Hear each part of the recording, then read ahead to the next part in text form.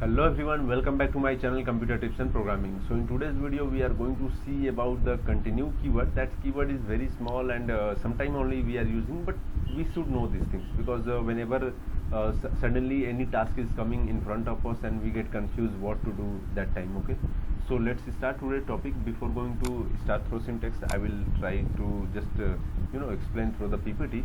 And the continue statement is used in the loop control structure, okay, when you need to jump to the next iteration of the loop. Okay, basically whenever you are going through loop, that time sometime we need to skip some values. So whenever you want to skip some values, that time you can use the continue keyword for particular values, those values. Okay, the continue statement is used to continue the loop. It continues the current flow of the program and skip the remaining code at the specified condition. Okay, so if you are passing any condition, that at that condition you need to just loop, that means iterate loop and skip particular values.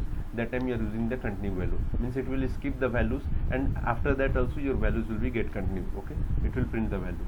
So you can understand this one through syntax also. Like here is our main class. In main class I have created one main method, static void type main method. Okay, and here I am passing like int I equal to 1, I less than equal to 10, I plus plus, and I equal to 5, and continue is here.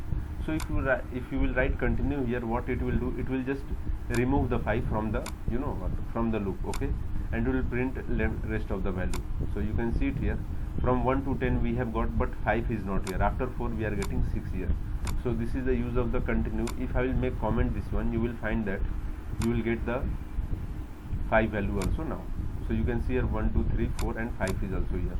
So I hope you understand the use of the continue word. Okay, so basically continue word will skip the particular value and it will continue your loop till end. Okay, so you can see here 5 has been skipped from here and your loop is still continue. Okay, so that's all for today's topic. I hope you understand. So take care, bye bye, all the best.